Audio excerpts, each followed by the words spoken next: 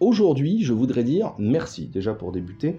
Merci à la personne qui m'a envoyé cette réplique pour que j'en fasse une upgrade. Ça va nous permettre de parler d'une marque déjà et d'un modèle que je trouve peu commun, en tout cas que j'ai rarement vu sur les terrains. Donc ça, c'est très intéressant. Merci beaucoup. Aussi pour vous dire que c'est grâce à vous, grâce à vos commentaires, grâce à vos questions, grâce à vos envois de répliques pour les modifications que la chaîne continue de vivre. Alors oui, on n'est pas au milieu de la saison, mais je préfère à un tiers de la saison. Commencez déjà par vous dire merci. Et tout ça ensemble, je crois qu'il faut qu'on en parle.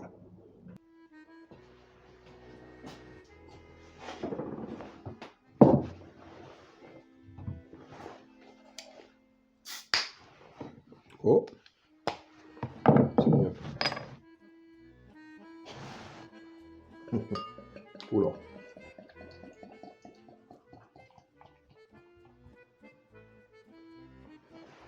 La Maretsu 10. La Maretsu 10, la Maretsu triple, alors je l'appelle 10, mais c'est la triple, hein. Elle fait 10 degrés. On a une couleur qui est vraiment blond doré, une couleur vraiment exceptionnelle, blond doré. Et pour la petite anecdote personnelle, avec ma femme, on avait voulu visiter la brasserie de Maretsu. Alors parce que si je vous dis derrière ce qui est noté, bière d'abbaye de fermentation, brassée selon la tradition des bénédictins de la communauté abbatiale de Maretsu. Et nous, bah, on est allé à Maretsu. Alors, superbe endroit, hein, on est quand même, bon, pour ceux qui aiment bien l'architecture, voilà, tac, et on devait visiter, mais on visite que l'abbaye. Sachez que la Maretsu, elle est brassée et embouteillée par Duvel. Et oui, c'est une bière d'abbaye qui est brassée, ce qu'on appelle brassée sous licence, mais c'est fabriqué par Duvel. Autre anecdote, et je ne pense pas que je la présenterai dans une vidéo, la Pédieu. Il n'y a pas autant de pleine lune par mois en Belgique. La lune, elle est unique pour tout le monde. Voilà. Brasser à la pleine lune. La bière, les appellations et la répression des fraudes, on pourrait en parler pendant des heures. Et vous n'êtes pas venu pour ça.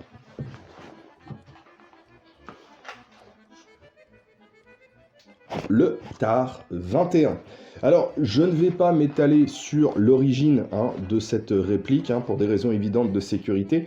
Ici, on a un modèle qui est Bullpup. Alors, merci à la personne qui me l'a envoyé pour que j'en fasse des modifications. Le TAR 21, en fait, j'en vois peu sur les terrains. Donc vous allez me dire, oui, mais tu sors peu sur les terrains. Effectivement.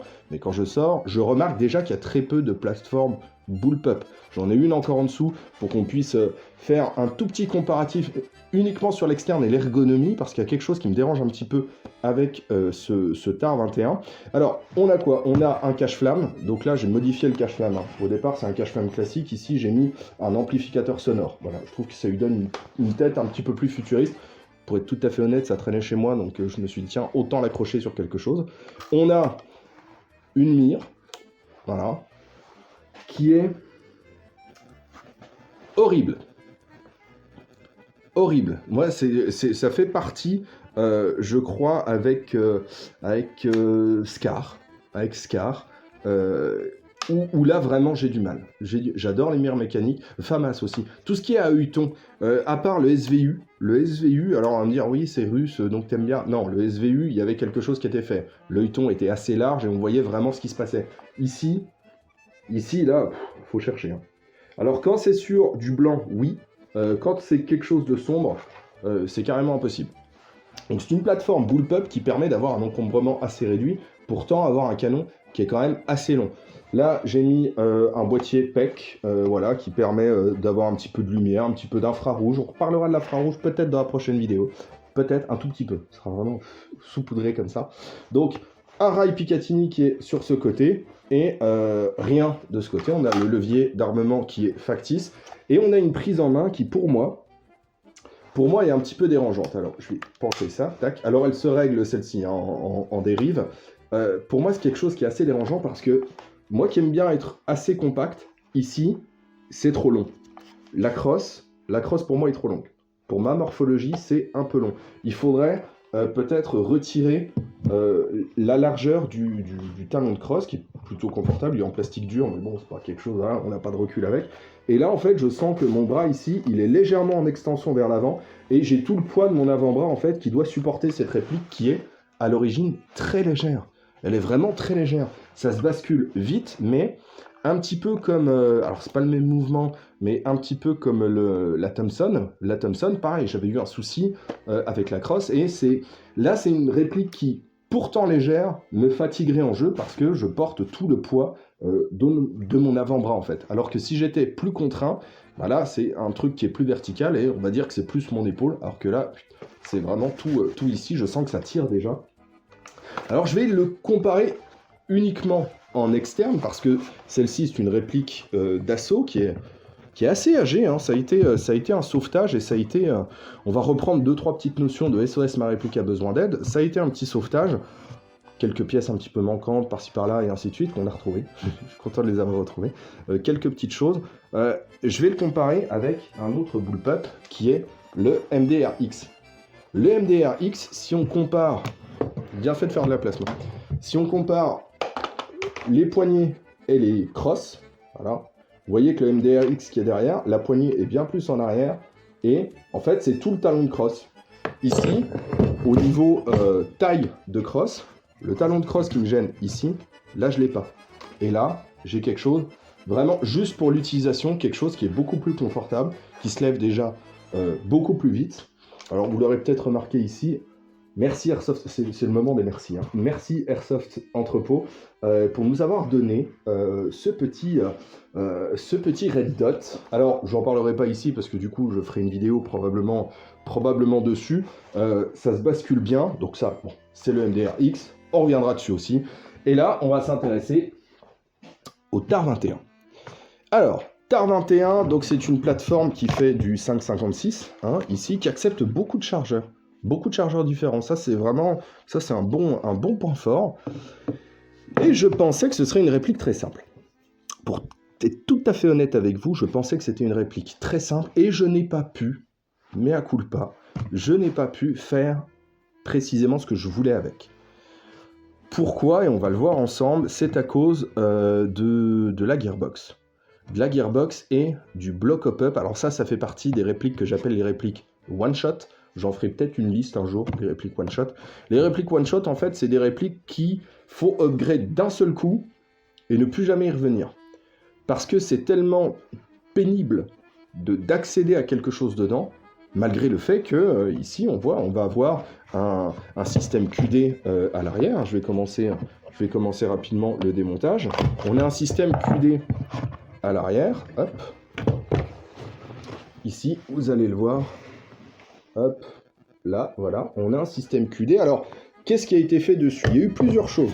Et comme c'est une réplique de sauvetage, la première chose, moi, qui m'a choqué, c'est pas le terme, j'ai eu une panne que je n'avais jamais eue avant. Quand on en a discuté avec le propriétaire, on branchait la batterie, ça ne fonctionnait pas du tout. Pour moi, j'étais sur une rupture de câble, une soudure, une cosse coupée, quelque chose comme ça.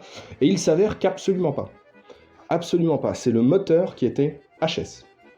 Il y a un enroulement qui a cassé, donc du coup, on peut l'alimenter électriquement, le circuit ne se fait pas. Un moteur HS, j'ai eu ça que 2 fois, et généralement, j'incrimine jamais le moteur. Il y a eu donc un changement de moteur. Ce changement de moteur ici, je vais vous mettre une photo, tac. Ce changement de moteur, il a été fait par, alors c'est un axe court, et on a mis un moteur de chez Arcturus. Et le moteur de chez Arcturus en high torque, il a un aimant néodyne qui est puissant, qui est bien puissant. Ce qui fait que quand j'ai remonté cette gearbox propriétaire, je vais vous mettre une photo ici, elle est propriétaire sur 2 aspects. En taille, déjà, en forme, ça tire du côté MP18, gearbox un petit peu V6, enfin bref, ça assemble pas mal de choses, mais les pièces qui sont à l'intérieur, c'est du V2, V3, pour les engrenages. Ici, on a mis du CNC Production. CNC Production en 18:1. Pourquoi le 18:1? Pour toutes les bonnes raisons du monde. C'est un très très bon ratio, d'accord? Donc d'ailleurs, merci ATM d'avoir mis du 18:1 dans vos gearbox pour la nouvelle gamme. De plus, le 18:1 avec un ressort QD va nous permettre d'élargir complètement la plage des puissances. On va pouvoir être très confortable à 1 joule, mais aussi très confortable à 1 joule 5. Je regrette le fait que la deuxième partie propriétaire, et c'est pour ça que j'appelle ça une réplique one-shot, c'est que le block up est solidaire de la gearbox. Pas solidaire comme sur les AK. où là, il n'y a qu'une vis traversante qui va permettre de maintenir votre bloc hop-up contre votre gearbox. Ici, le bloc hop-up, il y a une partie qui est coincée dans la gearbox. Donc si vous devez faire un changement de joint ou de canon, vous êtes parti pour un démontage. Alors, sans surprise, qui dit gearbox propriétaire, hein, on va mettre un petit nano ASR. On va, finalement, pour jouer 11.1, c'est toujours intéressant de mettre un MOSFET. On parlera d'un autre MOSFET quand on attaquera le grease gun, et surtout sur des encombrements très très faibles. Ici, nano ASR, on ne peut plus classique. Si jamais il y a un souci, on le débranche, on en remet un autre. Et d'ailleurs, on peut faire évoluer. Ici, on aura nano ASR, donc quelque chose de très classique. On peut ajouter le Warfed Gate pour avoir du pré-engagement de piston, du burst, et ainsi de suite. Donc là, on va jouer en 11.1. Hop, moi je branche la réplique. Donc là, c'est 3 sticks. Privilégié, je pense, une longueur type AK, un stick AK, 107.4 ou 11.1, c'est pas dérangeant. Moi, je glisse ça à l'intérieur, parce que même les 3 sticks passent. Voilà, il n'y a pas besoin de forcer. Je vais mettre mes lunettes. Tac, hop. Et donc, la sécu, elle est mécanique, comme sur les AK, comme sur les M4. Hein, c'est vraiment quelque chose qui, mécaniquement, va bloquer votre queue de détente. On va se mettre... Alors ici, comme je vous ai dit, je n'ai pas mis le full. Il y a une petite pièce que j'ai retrouvée beaucoup plus tard, qui se met à l'intérieur. Donc, le propriétaire m'a dit, t'embête pas, redémonte pas, fais la vidéo. Et puis moi, je m'embêterai à le faire. Donc ici, on n'aura que du semi, mais je vais pouvoir vous simuler... du full. Et oui, on va le faire juste après. Parce que ce qui était intéressant, et le travail que je voulais faire aussi, c'est pas le tout de modifier une réplique. Il faut aussi que ça corresponde à mes critères de réactivité générale et réactivité restreinte. Surtout réactivité générale. Donc, moi, si j'ai pas de full, ça, je peux pas le doser. Donc, hop, petite astuce chez vous. Et ensuite, là, voilà, nous, on était parfaitement dans les clous. Ici, sécu, hop, ça va faire un peu de bruit avec l'amplificateur de son. Voilà. Et là, on est toujours sur du semi. Alors, j'entends que ma batterie n'a plus la pêche de ces beaux jours. Et pour tester le full, on débranche la queue de détente. On va rebrancher et simuler une autre queue de détente pour fermer le circuit. Et là, on est à 1,5 Joule. Voilà, il m'a demandé 1,5 Joule, on est à 1,5 Joule. Je lui mettrai un autre petit ressort pour qu'il puisse redescendre un petit peu en tension, hein, et puis pouvoir jouer un petit peu partout. Je vais aller faire des tests de tir, et vous imaginez bien que moi, les mires mécaniques, surtout comme celle-ci, c'est vraiment pas mon truc. Alors, je vais utiliser un petit EOTech. Voilà, un petit EOTech, j'ai acheté une réplique d'occasion. On la verra parce que je suis en train de la modifier pour l'écriture du bouquin, justement. Donc, petit EOTech. Ici, ce petit EOTech, on va le fixer, mais avant, je vais vous parler d'un produit qu'on m'a donné quand je suis allé chez Airsoft Entrepôt. J'ai rencontré Venom, donc, qui fait du Speedsoft, et qui m'a donné des produits, et ces produits en fait viennent de chez Ava Airsoft. Et Ava Airsoft, pour justement le petit EOTech, où, voilà, je vais vous en montrer un autre, voilà, tac, fait en fait des petites choses pour la protection de vos vitraux, de vos vitres, tout simplement. Alors comment ça se présente? Je vais vous montrer ça tout de suite. On a une plaque en plexi avec une protection que je vais réussir à enlever. Hop là, c'est ça qui est marrant de le faire. Voilà, en live, donc une petite plaque de protection transparente évidemment, hein, parce que sinon c'est pas marrant. On la fixe sur un support. Celle-ci en fait va s'insérer au plus près de votre viseur. Donc on a deux vis Allen, hop, hexagonales, tac, hop là, tic et tic. Alors ça se présente comme ça. Voilà. Et ce qui est bien, c'est que quand bien même vous prenez une bille là-dedans, vous pouvez reprendre une petite chose comme ça. Elles sont toujours en stock, donc c'est plutôt cool. Et là, en fait, vous voyez que sur les EOTech, de droite et gauche, vous avez un petit espace. Et il suffit, c'est vraiment tout con, et il suffit de glisser, hop, tac, je vais le mettre bien correctement. Tac. Et voilà. Et là, votre EOTech, il est protégé.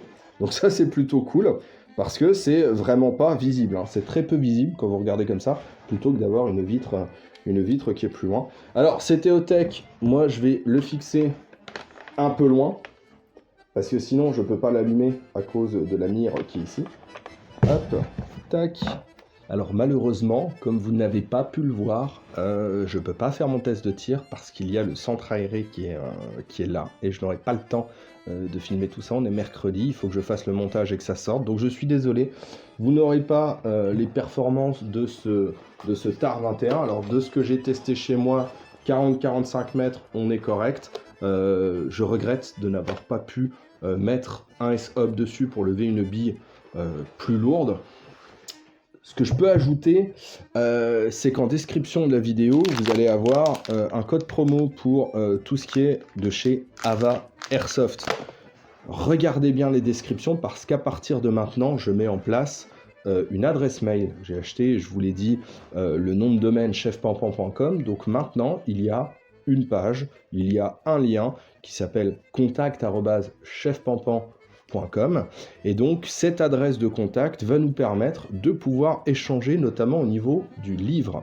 Au niveau du livre, et j'aimerais, quand elles sortiront au fur et à mesure du temps, parce que j'ai un tout petit peu avancé, pouvoir vous proposer quelques bonnes feuilles, voilà, pour que vous puissiez me dire si je suis dans la bonne direction. Ce sera plus des questions plus sur la forme, un petit peu sur le fond, un petit peu sur la pagination, donc quelques tout petits extraits, voilà, comme ça, pour savoir ce qui vous intéresse.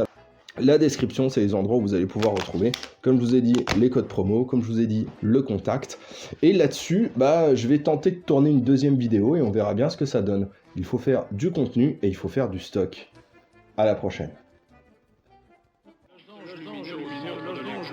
Loge d'ange lumineux au centre de l'écran. Au ralenti, on observe la trajectoire de l'objet. En 3 secondes seulement, l'OVNI plonge de 4000 à 1500 mètres d'altitude. L'accélération a été fulgurante de 1000 à 1900 km/h. Tu m'as pas vu, j'ai pas fait de bruit dans l'équipe, pas de fébrile, la violence et la parole des faibles.